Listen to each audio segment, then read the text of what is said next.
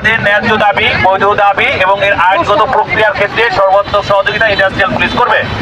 আপনাদের যাদের কমপ্লেইন আছে, যাদের আইন বহির্ভূত ভাবে কোনো পাওনা দিয়ে মনে করেন যে দেওয়া হয় নাই বা আপনি এটা পাবেন, আচ্ছা পান নাই, কে কে পান নাই এইটা, আচ্ছা হ্যাঁ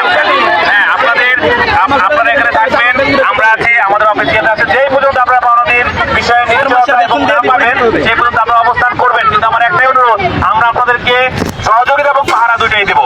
পাহারা হচ্ছে আপনাদের কোনো যেন ক্ষয়ক্ষতি না হয়, আর সহযোগিতা মানে হচ্ছে যে আপনি বেতন কেন পাবেন না, কেন দেওয়া হয় না, সেই ক্ষেত্রে মালিক পক্ষকে এটা বাধ্য করা। আমার কথা শেষ করতে দেন, আপনার কথা বলে শেষ করতে দেন। আচ্ছা, বাকি যে বিষয়টা আছে, আপনি আপনার কাজের জন্য মনে করেন আরেকজন লোক, আপনার হতে পারে আমি পোশাক পরে একজন অফিসার, ভাই গরিব মানুষ, কিন্তু আমরা সবাই গরিব করেছিলেন। এই ফ্যাক্টরিতে হয়তো এটাই না আরেকজন, আমারই কোনো আত্মীয় পরিজন কাজ করে, আমার বাড়ি যেখানে আছে, আমার অনেক আত্মীয় পরিজন আছে যে যারা বিভিন্ন এই RMG সেক্টরে বিভিন্ন ফ্যাক্টরিতে কাজ করেন।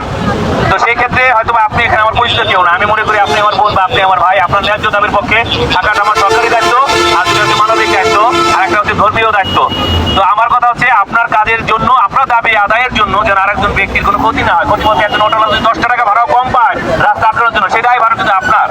আচ্ছা, একজন ব্যক্তি যদি পেটে ব্যথা নিয়ে রাস্তায় দাঁড়ায় থাকে, আপনার কারণে 10টা মিনিট দেরি হলো, যে কষ্টটা পায় সেটাই ভাড়া আপনার। আপনি দাঁড়ান, আপনার ফ্যাক্টরি, আপনি সামনে দাঁড়ান, আমাদের লোকজন আছে, আমাদের এখানে লোকজন আছে, আপনারা কথা বলেন, আমরা এখানে অথরিটি আছে, কথা বলি।